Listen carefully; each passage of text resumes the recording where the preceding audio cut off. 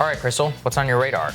Well, folks, forget about masks and forget about statues. The real culture war heading into the fall has arrived. School reopenings. Now, no single institution touches and binds as many Americans as our nation's public school system, from students to parents to teachers. Not to mention, nearly every American believes themselves to be an expert on education, since we all received one to a greater or lesser extent in our incredibly unequal system. And yesterday, with a major announcement out of California, that battle was fully joined. So here's the New York Times. California's two largest public school districts said Monday that instruction will be remote only in the fall, in the latest sign that school administrators are increasingly unwilling to risk crowding students back into classrooms until the coronavirus is fully under control. Now, the article notes that those two districts combined enroll 825,000 students and will likely have a ripple effect across the state as smaller districts consider their own plans for the fall. Now, in a joint statement, the two school systems acknowledged that findings had been mixed about the right approach and whether schools could be a significant source of COVID spread. But they said, quote, "One fact is clear. Those countries that have managed to safely reopen schools have done so with declining infection rates and on-demand testing available. California has neither. The skyrocketing infection rates of the past few weeks make it clear the pandemic is not under control." This, of course, comes on the heels of a major offensive by the Trump administration to effectively bully schools into a full reopening, including threatening their federal funding. Education Secretary Betsy DeVos made the rounds on the Sunday shows and honestly didn't really go all that well. Here she is in an interview with Chris Wallace, giving up the game about what this is all really about. American investment in education is a promise to students and their families. If schools aren't going to reopen and not fulfill that promise, they shouldn't get the funds. Then give it to the families to decide to go to a school that is going to meet that promise. All right, so did you hear that there? She's not just advocating for withholding funds from school districts that decide it's not safe to open. She is using the opening of this crisis to try to advance her own long-held goal of destroying public schools and shifting taxpayer dollars instead into other institutions, primarily religious schools. Now, DeVos has long funded libertarian think tanks and charter and voucher programs. She's also extraordinarily upfront about what her motives are. In an interview at the Christian conference known as The Gathering, DeVos and her husband, Amway CEO Dick DeVos, said that, quote, "Our desire is to be in that shfela and to confront the culture in which we all live today in ways that will continue to help advance God's kingdom, but not to stay in our own faith territory." All of this is just to say, Betsy and her whole crew on the libertarian and evangelical right, they know exactly what they want out of this whole battle. They've got a vision, they've got a mission, they will use whatever opening they have to try to advance it. They are utterly immune to reason and data, by the way. For example, the charter school approach that Betsy pushed for and funded in Detroit has been an absolute catastrophe by basically every metric and has been rife with nefarious for-profit actors exploiting our kids for a buck.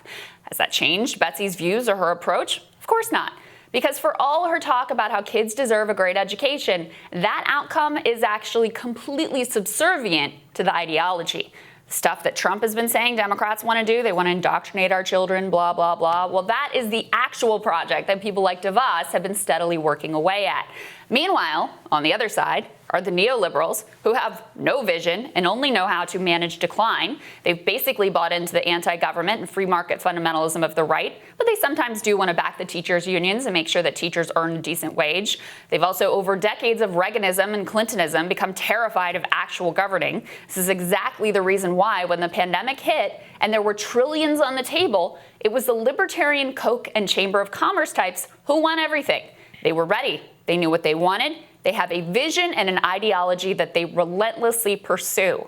Over on the Democratic side, what would you even say their vision for public education is? It's not like what we're doing now is actually good. It's not.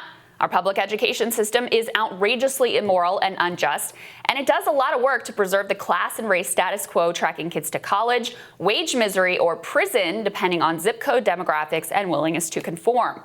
But there's no equivalent on the left to Betsy DeVos out there trying to seize the moment and remake our education system to be more progressive and just, and to train our kids to think and challenge authority rather than to become the excellent sheep that education professor Bill Dershowitz laments. Now look, the politics that the Trump administration is dabbling in here is outrageously unpopular. Just ask former Kentucky Governor Matt Bevin how it goes when you mess with teachers. Or ask the Republican West Virginia legislature or Arizona or Oklahoma just what kind of a third rail you are really touching right here.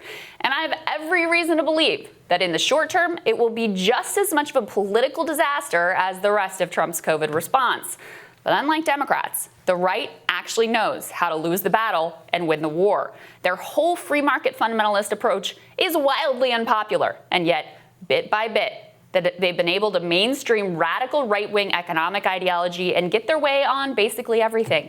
Just consider, for example, that while coronavirus has, yes, opened the eyes of many Americans to the utter sham of our economic system, as I discussed here last week, it has also once again placed the failures of our federal government front and center. Now, obviously, those failures are a direct result not only of the Trump administration's stupidity, but of years of defunding of that government and treating it with contempt in what becomes an endless feedback loop. Ideologues lament that the government is incapable of doing anything, and then they sabotage it and defund it so that it can't do anything. This will be one more instance where the free market ideologues can say, look, the government failed. And the issue itself of when and how schools should reopen, I actually have a lot of humility. There are complicated issues to weigh and wide variance in terms of local conditions. But I can tell you for sure that anyone who thinks the school reopening fight is just about school reopenings is missing the real war being waged.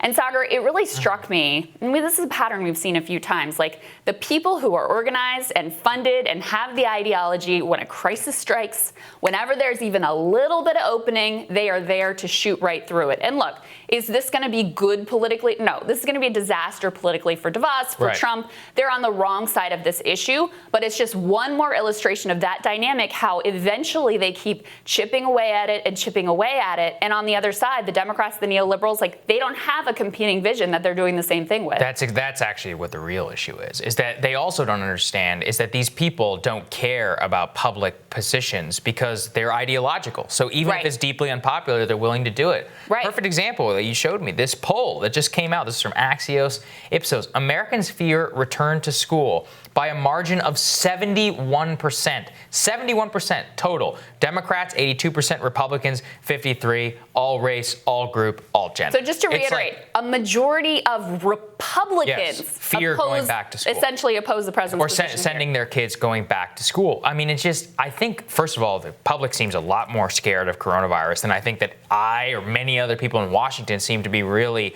understanding. But B, it goes to the magnitude of how they don't have confidence whatsoever in the government's ability to contain this.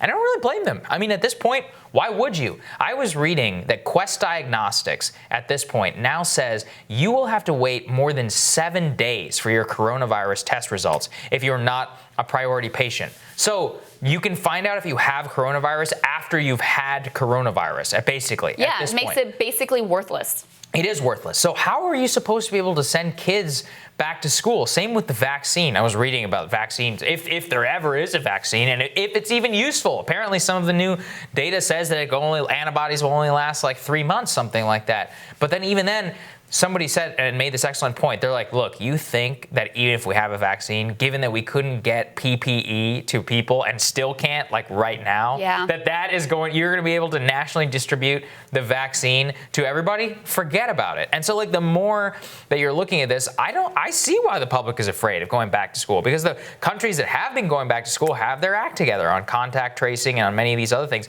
We don't even have a national contact tracing program right now. No. Right now in this country. I mean, we have some in Florida. Testing with a 7-day lag, it's like pointless anyway. It's exercise in futility, seriously. I mean, if you don't have rapid testing or if you don't have, an ability to scale that up, Quest Diagnostics is basically like, yeah, sorry. I mean, this is the largest laboratory in the entire country. And it's not just them, it's everybody. I mean, even normal people trying to get blood tests for like regular stuff, nothing. It's just, this goes to show how bad things are and how when you have no state capacity, no infrastructure, nothing, is that it'll all come back to bite you, and it's just spiraling completely out of control. And I look at this, and the politics of this are a disaster. And we're going to talk, I mean, we talked about this earlier, but like this whole thing about the economic orthodoxy, like the people who are still pushing their nonsense agenda despite being rejected over and over and over again, it just shows you how power works. They don't care. They truly do not care what the public thinks, which I think is terrible. Right. I mean, I think that really goes to show how it's anti-democratic to have this ideology that you're willing to graft onto, come into government, and exercise it, despite the fact that Americans keep saying, we want you to spend more money, we want you to take this coronavirus more seriously, we want you to actually take care of us, give us some certainty. They refuse. No, and they're completely data immune. And look, they really are. There may be a massive backlash, and we'll see what happens down the road if there's like a massive public backlash that actually changes things in a different direction. But today, they're winning. They've won. I mean, we've covered here as well. The number of small business failures is escalating.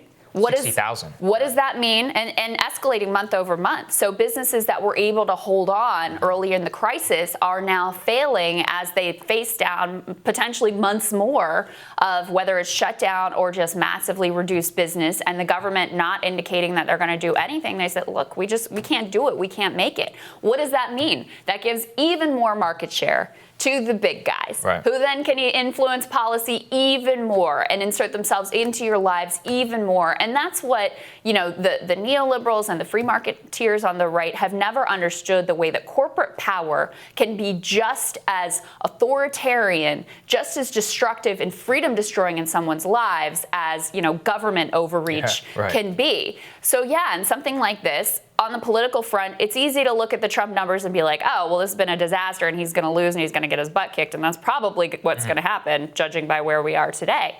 But in terms of who's actually winning the battles, who's actually like changing the shape of America and the reality of Americans' day-to-day life, these people are winning. That's the reality here. There's no question. And you know what? We're all losing. So there you go. All right, Sagar, looking forward to your radar. That's next.